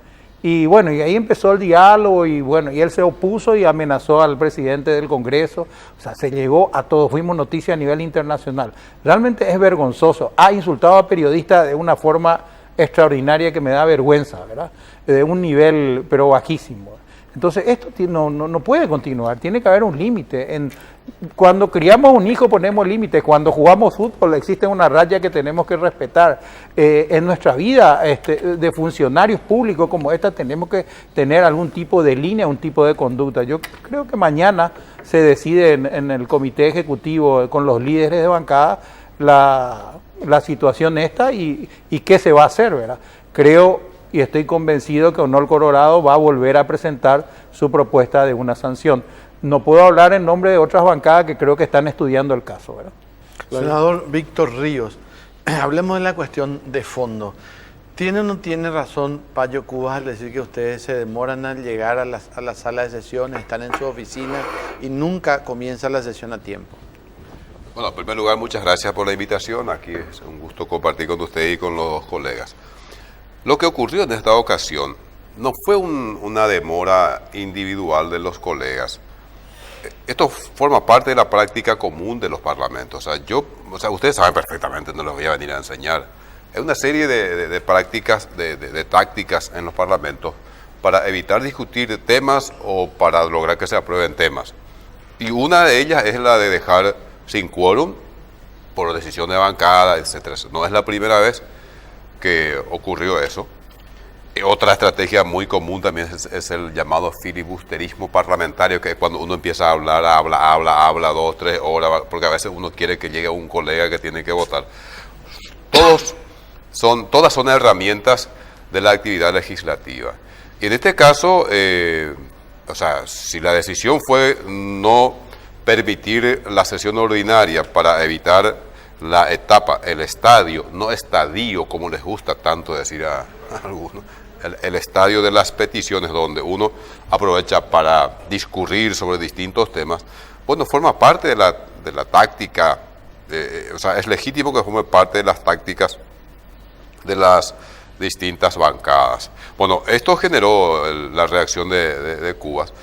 Y en realidad también él plantea cuestiones de fondo, o sea, que muchas veces dejamos de tocar temas importantes, es cierto, que habemos colegas, habemos senadores que solemos llegar tarde, también es cierto, como es que muchas veces evitamos discutir temas urticantes, es cierto. Entonces él aprovecha muy bien esta situación, porque quiero decir lo siguiente, muchos dicen que está loco, él no está loco, esto está fríamente calculado. Hoy le decía a él que, por ejemplo, Rafael Correa en Ecuador llegó a la presidencia revoleando un cinto. O sea, asociaba la Correa con su apellido y revoleando un cinto, dice, con este cinto voy a corregir a los corruptos. Inclusive se postuló sin lista de parlamentarios y ganó solo las elecciones. Entonces, él aparece como un explosivo antisistema y hasta ahora le está funcionando bien. Porque debo reconocer como opositor, en este momento, a nosotros él nos ha desplazado del centro de la escena política y él ocupa el centro de la escena política como el verdadero opositor y no solo esto, como el antisistema. ¿Cómo administrar eso? Y voy a adelantar la postura de nuestro sector. Yo creo que no hay que, o sea, sancionarlo a él en este momento me parece, va a ser un error. Yo creo que esto hay que saber administrar. Creo que la otra vez el presidente del Senado se apresuró en querer levantar la sesión. Yo creo que tenemos que sesionar y ver cómo administramos. Entonces, si Prayo plantea más transparencia, y hay mucha gente que quiere más transparencia, eso es cierto, bueno, mostremos más transparencia, superemos la opacidad. Si él plantea que seamos, qué sé yo, que mostremos las declaraciones juradas de bienes, mostremos cuál es el problema. Entonces, que la sociedad vaya viendo que no es que todo sea culpa del Parlamento. Pero ¿qué pasa ahora? Y cierro con esto. Hay un proceso, hay una campaña en contra de la política y del Parlamento, por sobre todas las cosas. Entonces, gran parte de la ciudadanía nos ve como bandidos, sinvergüenza, corruptos, que vendemos nuestros votos, encima llegamos tarde, nadie nos dice nada. Por lo tanto, el que aparece mandándonos al cuerno y encima pegándonos es el ídolo. Estefan Rasmussen, senador, lo que decía Clary, la cuestión de fondo.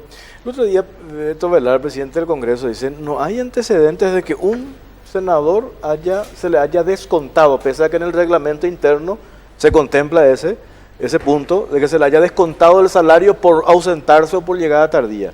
Y entonces cuando escuchamos eso, todos llegamos a coincidir con lo que planteó, reclamó en ese momento Payo Cubas.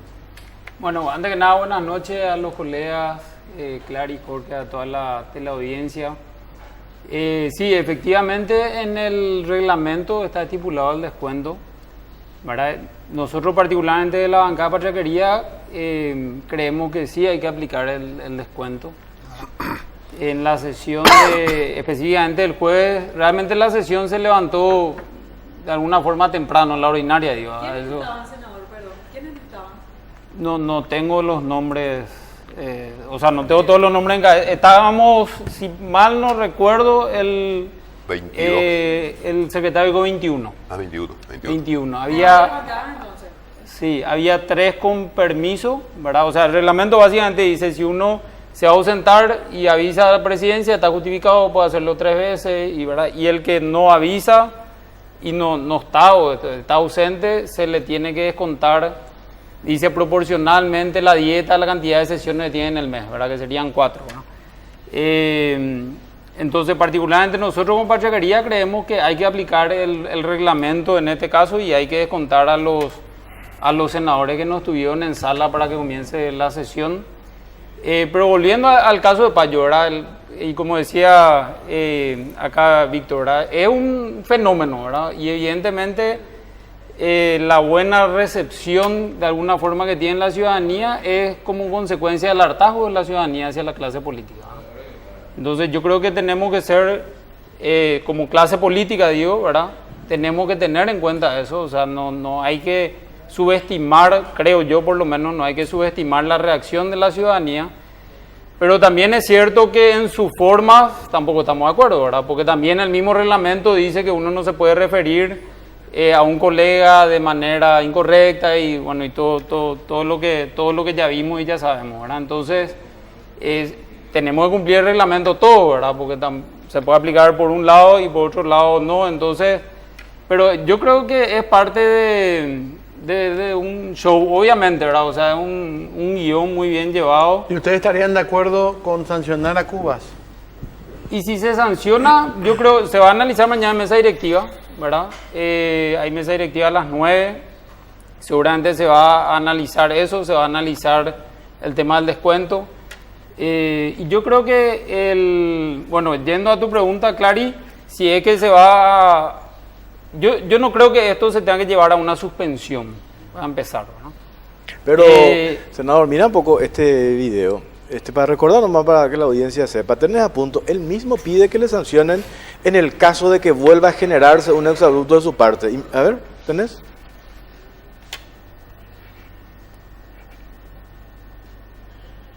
Senador Paraguayo Cubas. Gracias, presidente.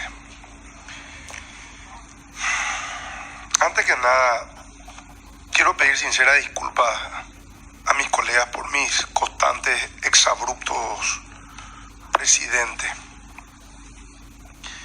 Y en particular al senador Baqueta, que he transformado su apellido en mi última intervención y he transfigurado en forma irónica, y le pido la disculpa de rigor al colega Baqueta. Y le agradezco a todos por la tolerancia que me han tenido. Les aclaro que no consumo ningún tipo de drogas. Mi atolondramiento es de fábrica nomás, presidente. Y le ruego que se tome nota en el acta de que si vuelvo a un exabrupto de esta naturaleza, que se me suspenda 30 días sin goce de sueldo, sin trámite alguno, presidente, porque me merezco. Y creo que eso quede en acta, por favor, presidente. Bien. Senador Paraguayo. Ahí está. Esa es la parte que decía, senador. Él mismo pide, ¿verdad? Y no recordaba todas las palabras, ¿verdad? Pero él mismo pide y vuelvo a repetir. Nosotros no podemos decir, vamos a estudiar la multa y vamos a sancionarlo con multa a lo que no está. Vamos a aplicar el reglamento con la multa, pero no vamos a aplicar el reglamento de la sanción. Acá se cometió un hecho hasta vandálico, si se quiere, ¿verdad? Se ha hecho del Parlamento Nacional un circo. Podemos entender el hartazgo que tiene la ciudadanía. Nosotros somos nuevos en el Parlamento, tenemos 3 meses de estar en el Parlamento. No sabemos de esos trucos que uno habla mucho para esperar que el otro compañero llegue o pasar de una ordinaria a una extraordinaria. Estamos aprendiendo, ¿verdad? Pero si son trucos y son herramientas políticas que siempre se han usado, ¿verdad? Y nunca nosotros nos opusimos. Yo creo que las personas nuevas que estamos en el Parlamento ni siquiera a una sesión hemos faltado, ¿verdad? Ni hemos llegado tampoco tarde. Hemos estado ahí en el momento y nos hemos opuesto a lo que dijo el presidente de que se iba a suspender la sesión por falta de quórum. No. Si a esto, Jorge, no se le pone límite, esto va a ser incontrolable, ¿verdad? ¿Qué te hace pensar que no es posible que Payo Cubas vaya armado una vez? Él no maneja su ira. Es evidente que no maneja su ira. Él ataca a todo el mundo y lo ataca en el Parlamento y fuera del Parlamento también. Que después cuando está tranquilo reconoce el que... Y no sé en qué momento está tranquilo, ¿verdad? Hoy estoy recibiendo mensajes de cómo se refirió de la senadora Desiree Masi en un programa de televisión hace una hora, ¿verdad? Y no está bien, ¿verdad? Y si nosotros vamos a seguir tolerando eso, pues no sé a qué camino vamos a llegar. ¿Por qué? Vamos a hacer todo lo que corresponde. Nosotros somos deseosos de hacer cumplir la ley como corresponde y de ser transparente como tiene que ser. No porque pida Payo Cubas, porque es nuestra esencia. Por eso estamos ahí. No porque Payo Cubas quiera, es porque tenemos que hacerlo y vamos a hacerlo, ¿verdad? Aunque él venga a armar escándalo para que eso ocurra. No es así. No funciona la democracia de esa forma. Él es un anarquista. Él tiene una conducta que no es una conducta frecuente, él no maneja su ira, la gente dentro del Parlamento o fuera podría correr peligro. Acá se deben de empezar a tomar medidas, ¿verdad? No puede ser que nosotros sigamos así. Vuelvo a repetir, la bancada Honor Colorado firme, acá tiene que haber sanciones para todos. Tengo que hacer una pausa. Claudia, a la vuelta vos tenés una consulta, ¿sí? Ya venimos.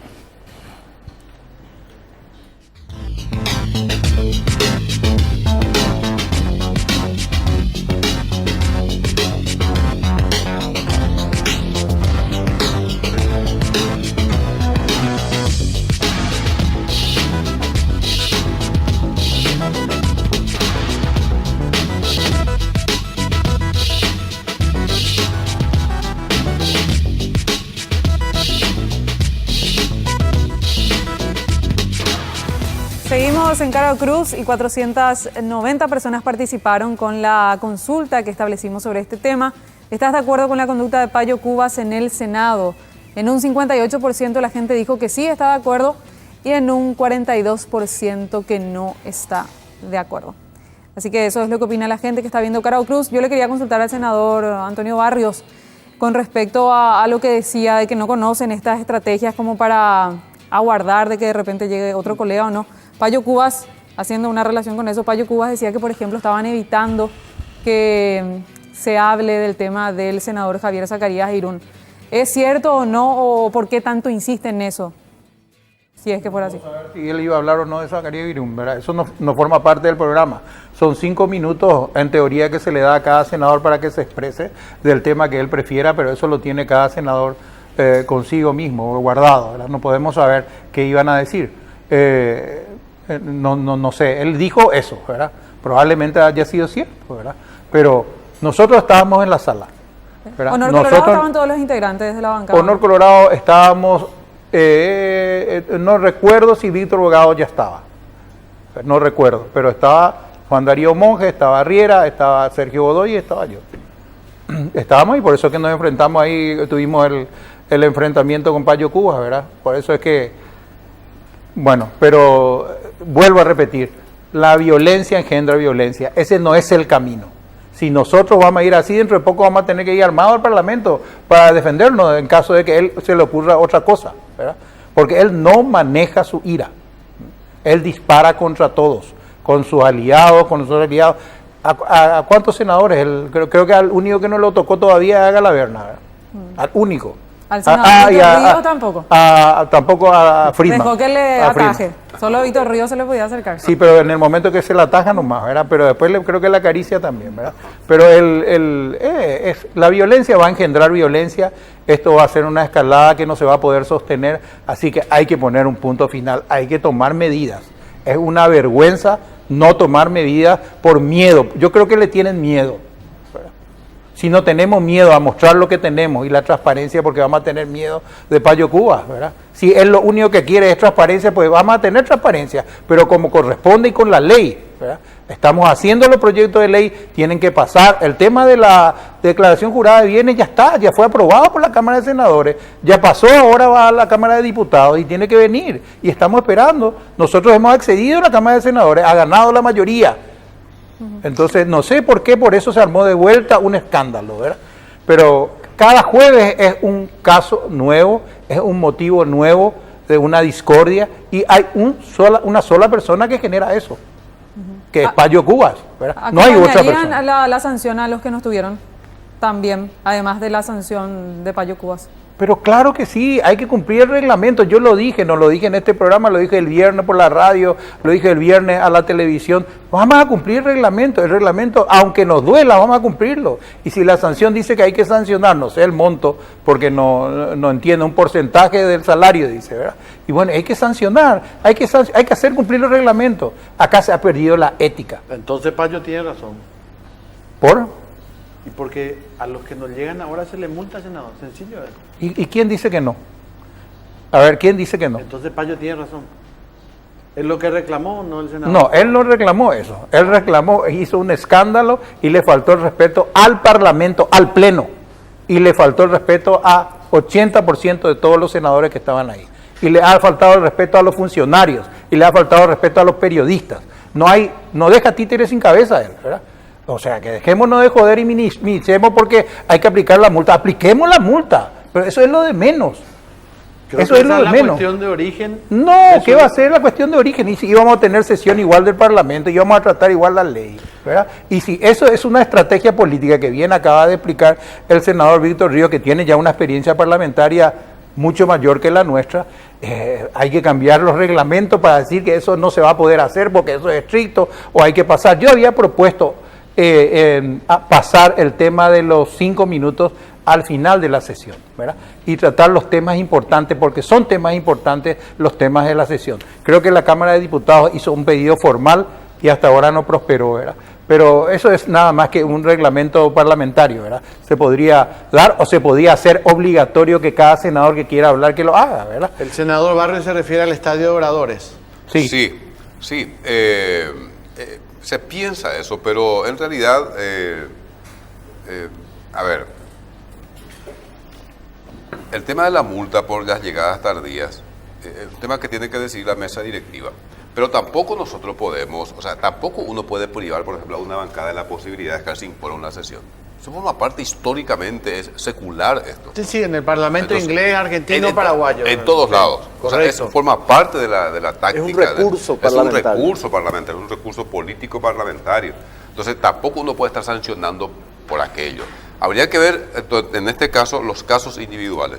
Yo no sé, inclusive algunos dicen, yo no controlé eso, Rasmussen, no sé Antonio si vos controlaste, inclusive dijeron que Beto se apuró para levantar la sesión. La ordinaria. La ordinaria. Levantó incluso a las 9:28 y generalmente la sesión ordinaria comienza a las 9:40. Sí. O sea, también hay, entonces la gente va llegando, llega tarde porque dice, bueno, me llegó gente a mi oficina, esto, lo otro, ¿verdad? No necesariamente para sacar el estadio de peticiones que se llama, que uno puede hablar, digamos, de cualquier tema, ¿verdad? Levantó 9:28, de hecho todos nos sorprendimos porque dijimos, ¿por qué levantó tan temprano? ¿Verdad? Porque generalmente comienza a 9:40, 9:45, pero bueno, ya ahora, levantó. Estefan, y siguiendo nomás, permíteme tutearte porque somos de la misma edad, digamos, porque quiero que... ¿Cuál es más joven que vos? Quiero que la gente entienda en sus casas, para seguir acá con el diálogo con el senador Barrios también.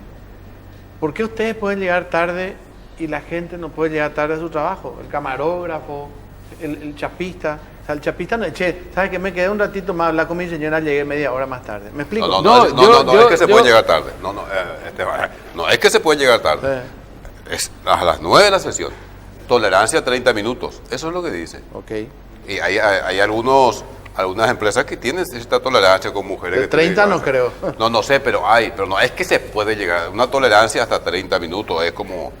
Eso nomás, no es que uno puede llegar tarde. Porque, ahí está el problema. Se instalan estas cosas en la mente ciudadana. Claro. Entonces dice, estos son todos unos bandidos. Y hay mucho porque son los únicos también. Tipos que pueden llegar tarde. Y encima nadie le dice nada. Y hay mucho populismo. Hay mucho populismo. No, claro. yo no dije, Clary, que se puede llegar tarde. O sea, el reglamento de hecho dice a las 9:20 minutos de tolerancia. Sí. Yo lo que decía es que generalmente la sesión ordinaria comienza a 9:40, 9:35, ¿verdad? Pero Beto levantó 9:28 porque está en el reglamento después de las 9:20, él puede levantar la ordinaria, ¿verdad? Que está bien. Por eso que nosotros decimos que está bien el descuento, ¿verdad? Y a tu pregunta que vos decías, bueno, lo que pasa que con lo de, a ver, para mí que fue la parte donde Payo se sobrepasó, digamos, en violentar que no comience la extraordinaria, por ejemplo, ¿verdad? Porque yo entiendo que tampoco el presidente, de hecho Beto le dijo, ¿verdad? Yo soy el primero entre pares, le dijo, ¿verdad? Yo no puedo decir, porque Payo le decía ahora que le va a sancionar 10 millones a cada uno, decía ahora que le va a sancionar 10 millones, que le va a sancionar 10 millones a cada uno, ¿verdad? Y Beto le dijo, vamos a hablar el lunes en mesa directiva, ¿verdad? Porque la idea del Parlamento es que las decisiones se tomen en mayoría por lo menos, ¿verdad? Entonces, ahí un poco quedó la discusión de que Payo decía no se va a comenzar la extraordinaria, y eso está mal, ¿verdad? O sea, uno no puede tener la facultad de parar, digamos, el funcionamiento del Congreso, ¿verdad? Por ahí tenía digamos, sentido en su reclamo, ¿verdad? Pero parar una extraordinaria, de hecho después se tranquilizó, salió la prensa, hablamos entre todos, que fue público también, ¿verdad? Y bueno, y se comenzó la extraordinaria y mañana espero que Payo se vaya a la mesa directiva a las 9, ¿verdad? Es increíble. Y hablemos entre todos. Estefan, yo decía, ¿cómo, por ejemplo, el caso de Desiree Masi, yo pensé que era una aliada de Payo Cuba, ¿verdad? Sin embargo, no se salvó también tener lo que dijo, ¿verdad? A ver. Pero no puede un cuerpo, hermano, por un cuerpo de corrupto y de pelele, eso es lo que somos.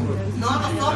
Claro que son, decirle. No somos. Basta Y ya. decirme a los carajos entonces. Basta ya, sentate, vamos a tener. No me voy a sentar. Sentate, por favor. Anda preocuparte por tu marido también y con tu helicóptero. No tengo miedo, sentate, vamos a tener. Pero anda a dedicarte tu helicóptero.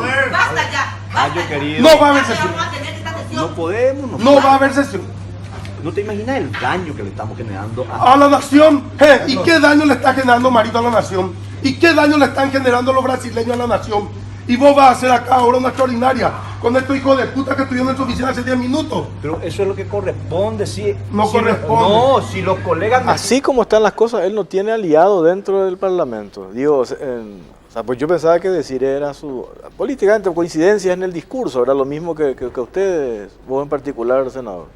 Sí, a ver, yo tengo que decir honestamente, nunca así en lo personal, soy uno de los que todavía sigue inmune, pero él es solo en su práctica política parlamentaria. Él aparece como un antisistema explosivo. O sea, yo soy, ¿cuál es el mensaje? Yo soy el único antisistema acá, ustedes son todos iguales. Yo soy el único que traigo el cambio y tengo mi cinto. Hoy me decía que la gente le pide foto, pero tiene que sacar el cinto y mostrar el cinto. Entonces, le funciona muy bien. Por lo tanto, esta es una cuestión que va a continuar. Porque de la otra manera también, él es uno solo entre 45. Entonces, de esta manera, él gana notoriedad. Ahora, lo que sí es cierto es que esto no puede continuar como el jueves. Esto no podemos mantener de esa manera. Bueno, pero vos dijiste que no van a sancionarle a ustedes. Pero no pasa solamente por la sanción. A ver, en primer lugar, tenemos que ver qué decide mañana la mesa directiva. Que el presidente nos diga también ahora, además, ¿saben qué, muchachos? Llegan los 20 minutos y levanto. Porque ¿qué es lo que pasó? Es cierto lo que dice Estefan. Como estamos acostumbrados a empezar 9:25, 9:30, 9:40, los colegas más o menos calculan que esta vez iba a hacer lo mismo, que se iba a continuar con esa práctica consuetudinaria y fueron llegando para esa hora. ¿Qué pasó? El presidente, sin aviso previo, levantó antes la sesión y eso generó la explosión de parte de Bueno, Payo. me gustaría compartir con los tres senadores, espero que alguno tenga tiempo de leer, apareció hoy en el diario El Mercurio una extensa nota de Steve Bannon. Steve Bannon fue asesor de la campaña de Donald Trump. Esto es para el señor Torres también. Y de Bolsonaro. Exactamente. Cada vez más gente exigirá un populismo de derecha. Una vez que los millennials se sumen, va a ser la fuerza política más poderosa del mundo. Populismo no, estimado Barrios. Hay mucha gente que le apoya a este señor. Y esa mucha gente no creo que esté tan equivocada también en el desprecio al Parlamento y en el hartazgo al sistema político. Yo entiendo que usted es un senador nuevo, se está estrenando. Funcionario público nuevo no es. Fue ministro, pero entienda también que hay un hartazgo. Si ustedes le suspenden a ese señor, yo creo que lo que van a generar es mucha más popularidad en él. Yo no creo eso. Entonces no aplicaríamos ninguna ley, ninguna sanción para nadie, ¿verdad? Justicia por mano propia, no matamos entre todos. Lo que se está proponiendo es justicia por mano propia. Entonces vamos a salir nosotros a hacer la misma política que él hace, si eso es lo que le agrada a la gente. Vamos a agredirle a quien pase por enfrente nuestro, vamos a faltarle respeto a toda la gente. No, yo te vuelvo a repetir, tiene que existir límites como existen límites para toda la vida y para la convivencia ciudadana. No podemos existir como parlamento si seguimos en este desorden y en este circo. Me siento realmente ofendido cada vez que me siento ahí. Eso es un circo. Eso que estamos mostrando a la ciudadanía es un reality show que le gusta a la gente, pero no es el ejemplo que tenemos que darle a nuestros hijos. Yo no quiero que vean mis nietos eso. Es una verdadera vergüenza. Tengo vergüenza al tratar de explicarle que somos gente adulta y que se maltrata y que se dice esa cantidad de grosería dentro del Parlamento y se la acusa uno de lo que fuere sin tener ninguna prueba. Para eso hay una justicia. Es una vergüenza, ¿verdad? Este señor dispara contra todos, contra Cartes. ¿Y él qué hizo? Campaña política por Cartes. En su casa hay fotos por todos lados, ¿verdad? O sea, él miente a cada momento, ¿verdad? Él miente, tergiversa las cosas. No, nosotros tenemos que poner límites. Disculpame que sea tan... Dicho sea paso el límite, opañan de hora. Bueno, hay que respetar el límite. En la encuesta, rápidamente, a ver. Sí, rápidamente. En un 57% la gente está de acuerdo con la conducta del senador Payo Cubas y en un 43% que no. Votaron en total 753 personas. Bueno, muchas gracias, muchas Así gracias. ganó en este porcentaje hoy Bolsonaro. Ya viene Salvador Ícaro, buenas noches, muchas gracias.